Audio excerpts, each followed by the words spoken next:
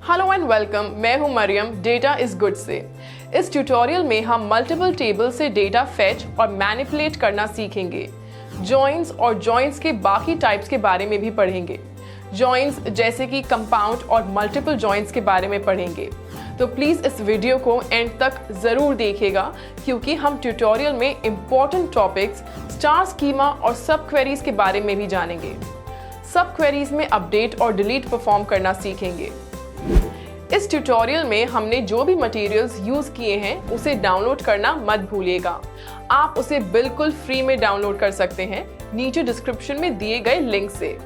यहाँ आप SQL queries की फाइल्स और दूसरे मटेरियल्स जैसे कि PPT सब कुछ फ्री में डाउनलोड कर पाएंगे। लिंक पर क्लिक करने के बाद हमारी वेबसाइट dataisgood.com ओपन हो जाएगी और जैसे कि आप देख सकते हैं हर लेक्चर के साथ SQL क्वेरीज की फाइल्स और दूसरे मटेरियल्स यहाँ अवेलेबल हैं। ये सब फ्री में डाउनलोड ज़रूर कीजिएगा। इससे आपकी प्रैक्टिस भी बहुत अच्छे से हो जाएगी और अगर आप कहीं पर स्टक हो जाते हैं या फंस जाते हैं तो आप इन फाइल्स को देखकर ईजिली उन प्रॉब्लम्स को सॉल्व कर सकते हैं। अगर आपको हमारे चैनल के बारे में अभी पता चला है तो प्लीज़ हमारे चैनल को सब्सक्राइब करें और बेल आइकन को दबाएं, जिससे जब भी कोई नई वीडियो हमारे चैनल पर अपलोड होगी तो आपके पास उसका नोटिफिकेशन फौरन पहुंच जाएगा। तो फिर चलिए शुरू करते हैं इस ट्यूटोरियल को।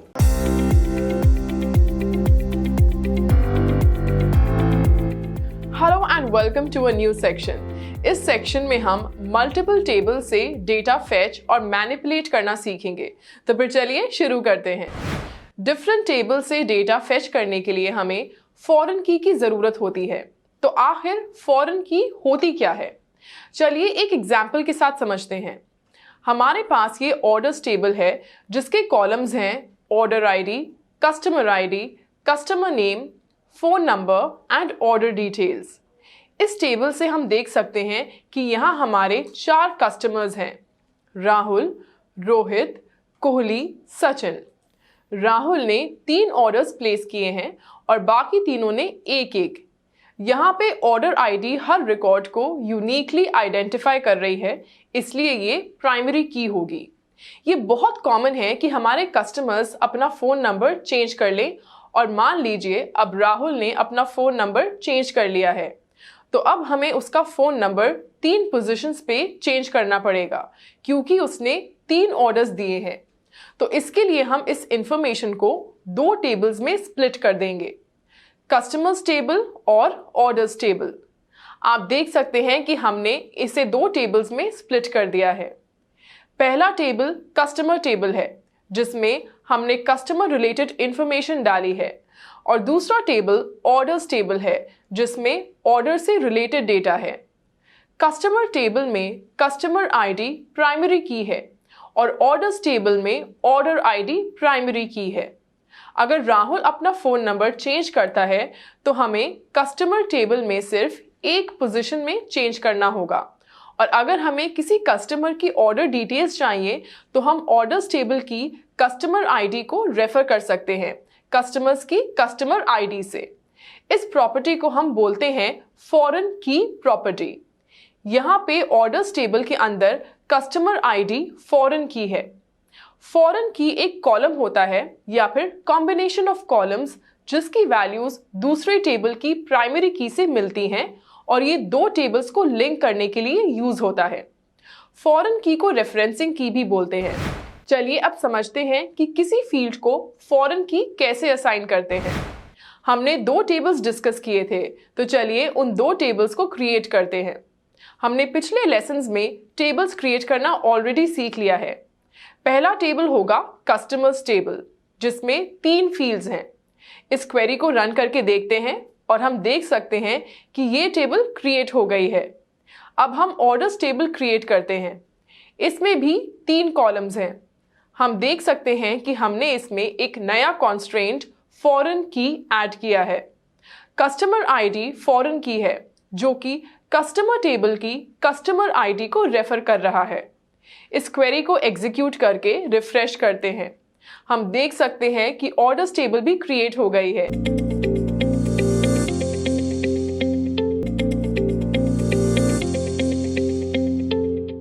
लेसन में हम जॉइंट्स के बारे में पढ़ेंगे। तो फिर चलिए देरी किस बात की है, शुरू करते हैं। सबसे पहले ये समझ लेते हैं कि हमें जॉइंट्स की ज़रूरत आखिर पड़ती क्यों है। सपोज हमारे पास दो टेबल्स हैं, एक है कस्टमर और दूसरी है ऑर्डर्स टेबल। अब अगर हमें उस कस्टमर का नाम जानना है जिसने ऑर्डर नंबर 5 प्लेस किया है, ये हम दोनों टेबल्स को ज्वाइन करके ही पता कर सकते हैं। ज्वाइन करने के लिए हमारे पास दोनों टेबल्स में एक कॉमन फील्ड होनी चाहिए। इस केस में कस्टमर आईडी कॉमन फील्ड है। ज्वाइन करने के बाद हमारे पास कस्टमर्स की और इंफॉर्मेशन होगी। आप देख सकते हैं कि ज्वाइन करने के बाद टेबल कैसी दिखेगी। चलिए अब देखते हैं कि ज्वाइन करने के लिए हमें क्या क्वेरी यूज करनी होगी। टेबल्स ज्वाइन करने के लिए ये हमारी क्वेरी होगी। ये क्वेरी कह रही है कि कस्टमर्स के रिकॉर्ड के साथ में ऑर्डर्स के रिकॉर्ड रखें जब भी कस्टमर्स टेबल की कस्टमर आईडी और ऑर्डर्स टेबल की ऑर्डर आईडी मैच करें। यहाँ पे ज्वाइन कीवर्ड कस्टमर्स और ऑर्डर्स टेबल को ज्वाइन करने के लिए यूज हुआ है और ज्वाइन की कंडीशन ऑन कीवर्ड के बाद मेंशन की गई है। तो इस क्वेरी को रन करते हैं और हम देख सकते हैं कि दोनों टेबल्स कॉन्कैटिनेट हो गई हैं। लेकिन हमें उस कस्टमर का नाम जानना है जिसने ऑर्डर नंबर 5 प्लेस किया है। इसके लिए हम अपनी क्वेरी को थोड़ा सा चेंज करेंगे वेयर क्लॉज का इस्तेमाल करके। अब इस क्वेरी को रन करके देखते हैं। तो सचिन ने ऑर्डर नंबर 5 प्लेस किया था। अब आपके लिए एक चैलेंज है। Fetch the order ID, customer ID, customer name and order details for the latest 3 orders. In case you want a hint, as the order ID is in increasing order, we can consider latest 3 orders as the top 3 highest values in the order ID. आप video को pause करके इस challenge को solve कीजिए। Well I hope आपने challenge को solve कर लिया होगा। अगर आपको कोई भी कंफ्यूजन हुई है तो इसका आंसर ये रहा। हमने सिलेक्ट के बाद वो फील्ड्स स्पेसिफाई किए हैं जो हमें फेच करने हैं, फिर दोनों टेबल्स को ज्वाइन किया है और फिर ऑर्डर आईडी को डिसेंडिंग ऑर्डर में सॉर्ट करके पहली 3 एंट्रीज एक्सट्रैक्ट की हैं। चलिए अब इस क्वेरी को रन करके देखते हैं। Oops, we got an error. Column name customer ID is ambiguous. हमें ये एरर तब मिलता है जब दो टेबल्स में सेम नाम का कॉलम हो। हमने सिलेक्ट स्टेटमेंट के बाद कस्टमर आईडी स्पेसिफाई तो कर दी, पर ये कॉलम है किस टेबल का, ये तो हमें एसक्यूएल को बताना पड़ेगा। इस प्रॉब्लम को सॉल्व करने के लिए हम डॉट ऑपरेटर का यूज करेंगे। ऑर्डर्स डॉट कस्टमर आईडी, इससे एसक्यूएल को पता लग जाएगा कि ऑर्डर्स टेबल के अंदर जो कस्टमर आईडी है हम उसे फेच करना चाहते हैं। अब इस क्वेरी को रन करके देखते हैं और हमें लेटेस्ट 3 ऑर्डर्स की डिटेल्स डिस्प्ले हो रही हैं। इस केस में हमने दोनों टेबल्स को तब ज्वाइन किया जब दोनों टेबल्स की कस्टमर आईडी मैच हो रही हैं। इस टाइप के ज्वाइन को हम इनर ज्वाइन कहते हैं। जैसे कि आप इस डायग्राम में देख सकते हैं, हम सिर्फ वो सबसेट सिलेक्ट करते हैं जो कि दोनों टेबल्स में कॉमन हो। हम अपनी लास्ट क्वेरी में ज्वाइन की प्लेस पे इनर ज्वाइन भी लिख सकते हैं। दोनों केसेस में हमें सेम ही रिजल्ट मिलेगा। आप ये ट्राई करके जरूर देखिएगा।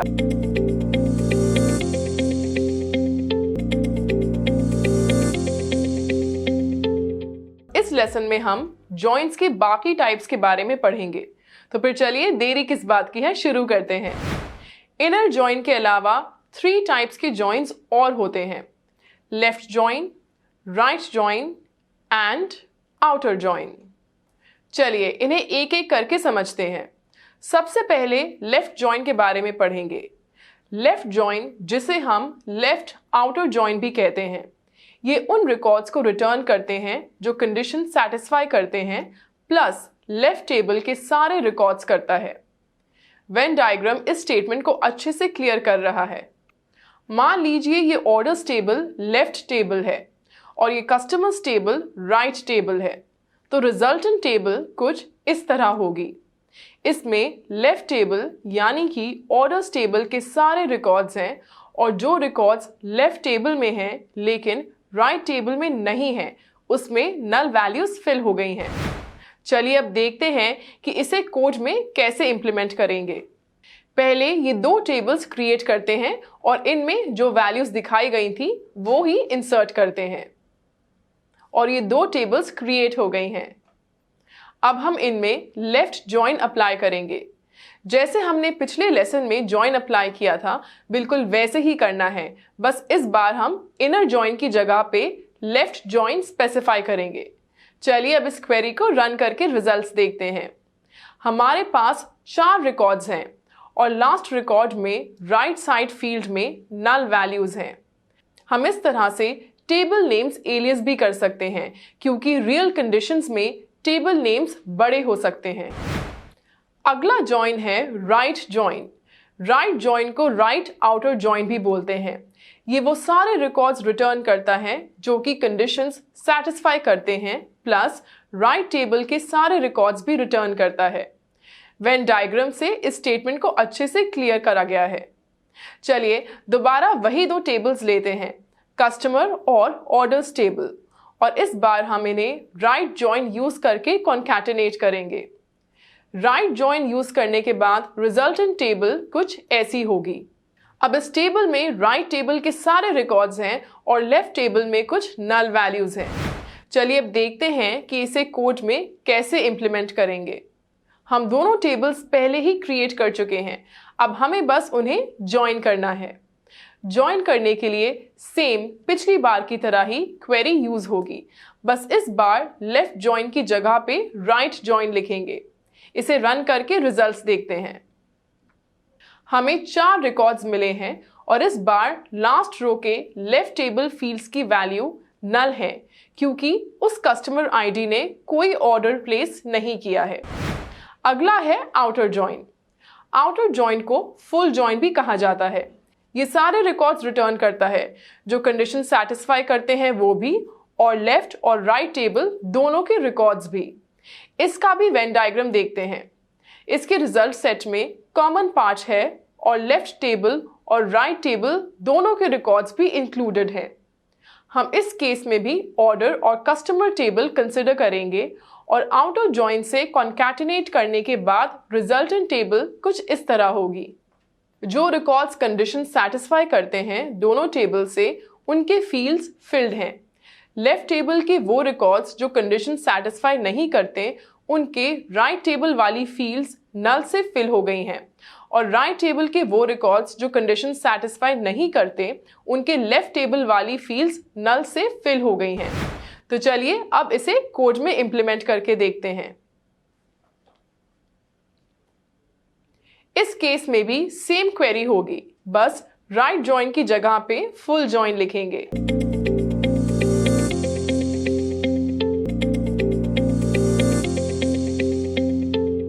इस लेसन में हम कंपाउंड और मल्टीपल जॉइंट्स के बारे में पढ़ेंगे, तो फिर चलिए शुरू करते हैं। हमारे पास 2 टेबल्स हैं, स्टूडेंट डिटेल्स और स्टूडेंट मार्क्स। हमें उस स्टूडेंट के नाम जानने हैं जिसके हाईएस्ट मार्क्स आए हैं। रियल प्रॉब्लम्स में हमारे पास हमेशा एक सिंगल कॉलम प्राइमरी की नहीं होता। इस केस में हम देख सकते हैं कि क्लास कॉलम में वैल्यूज रिपीट हो रही हैं और रोल नंबर कॉलम में भी, लेकिन क्लास और रोल नंबर दोनों कॉलम्स साथ में हर रिकॉर्ड को यूनिकली आइडेंटिफाई कर रहे हैं, इसलिए इस केस में हमारे पास कॉम्पोजिट की होगी। हमें इन दोनों टेबल्स को इस तरह से ज्वाइन करना है कि क्लास और रोल नंबर दोनों मैचिंग हो। इस टाइप के ज्वाइन को कंपाउंड ज्वाइन कहते हैं। चलिए देखते हैं कि इसका कोड क्या होगा। हमें उस स्टूडेंट का नाम फाइंड आउट करना है जिसके हाईएस्ट मार्क्स हैं। यहाँ हमने 2 टेबल्स क्रिएट करी हैं, student details and student marks, और दोनों टेबल्स में वैल्यूज इंसर्ट कर ली हैं। अब हम इन्हें ज्वाइन करके हाईएस्ट मार्क्स वाले स्टूडेंट का नाम फेच करेंगे। इस क्वेरी को ध्यान से देखिए। यहाँ हम नेम और मार्क्स फेच कर रहे हैं और हमने दोनों टेबल्स को ज्वाइन भी कर दिया है। इस केस में हम 2 कंडीशंस स्पेसिफाई करेंगे। दोनों टेबल्स की क्लास और रोल नंबर सेम होना चाहिए, और फिर लास्ट में हमने मार्क्स को डिसेंडिंग ऑर्डर में सॉर्ट किया है। इस क्वेरी को रन करके रिजल्ट चेक करते हैं। और हमारा आउटपुट है सिंधु विद 95 मार्क्स। अब आपके लिए एक चैलेंज है। Fetch the roll number, name and marks of the student who got the least marks in class 8। आप इस वीडियो को पॉज करके खुद ट्राई करें। वेल आई होप आप सब ने इसे सॉल्व कर लिया होगा। इसका सोल्यूशन ये रहा। यहाँ हमने रोल नंबर को स्टूडेंट डिटेल्स टेबल से सिलेक्ट किया है ताकि एरर ना आए। जॉइन कंडीशन सेम रहेगी।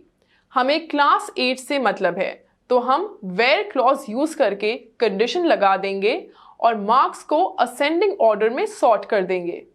चलिए अब इस क्वेरी को रन करके देखते हैं और आंसर है roll number 2 Suraj with 46 marks.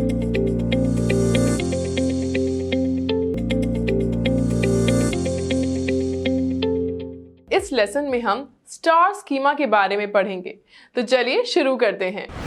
Star schema data mart schema का एक सिंपल स्टाइल है और ये वो अप्रोच है जिसे डेटा वेयरहाउसेस और डायमेंशनल डेटा मार्ट डेवलप करने के लिए यूज किया जाता है। स्टार स्कीमा में एक या फिर एक से ज्यादा फैक्ट टेबल्स होती हैं जो कि डायमेंशनल टेबल्स को रेफर करता है। स्टार स्कीमा को डायमेंशनल मॉडल भी कहा जाता है क्योंकि ये एक या फिर एक से ज्यादा फैक्ट टेबल्स के लिए बहुत सारे डायमेंशनल टेबल्स कंसिडर करता है। चलिए अब एक एग्जांपल लेके स्टार स्कीमा के कॉन्सेप्ट को अच्छे से समझते हैं। सपोज हमारे पास एक फैक्ट टेबल है जिसका नाम है सेल्स। इस टेबल में 7 फील्ड्स हैं: product ID, customer ID, city, product, order quantity, sales, shipping ID. यहाँ पे हमारे पास एक फैक्ट टेबल है जिसमें कुछ फील्ड्स हैं। अब अगर हमें जानना है कैटेगरी XYZ के कितने प्रोडक्ट्स एक पर्टिकुलर सिटी में सोल्ड हुए हैं, इसके लिए हम सिटी के लिए कुछ डायमेंशनल टेबल्स ऐड करके टेबल को एक्सपैंड कर सकते हैं।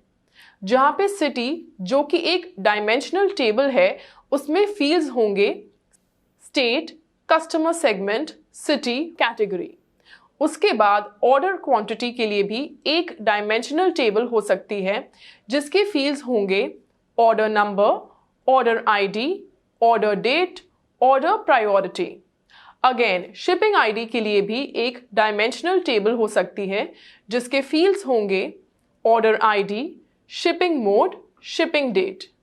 हमारा सेल्स डेटा 4 टेबल्स का बना हुआ है जिसमें एक सेंट्रल फैक्ट टेबल है और 3 डायमेंशनल टेबल्स हैं जो कि फैक्ट टेबल को डिस्क्राइब करती हैं। इस तरह के स्ट्रक्चर से डेटा एनालिसिस प्रोसेस इजी हो जाता है क्योंकि डेटा क्वेरिंग के लिए number of joints come required होते हैं। And here is a Ninja trap. हम उन्हीं फील्ड्स को डायमेंशनल टेबल के लिए एक्सपैंड कर सकते हैं जो कि डेटा को क्वांटिटेटिवली डिस्क्राइब करती हैं। स्टार स्कीमा के कुछ एडवांटेजेस होते हैं जैसे कि क्वेरी परफॉर्मेंस बहुत इंप्रूव होती है क्योंकि number of joints come required होते हैं। लोड परफॉर्मेंस और एडमिनिस्ट्रेशन भी इंप्रूव हो जाता है। रेफरेंशियल इंटेग्रिटी बिल्ड होती है। ये समझना और इम्प्लीमेंट करने के लिए बहुत आसान है।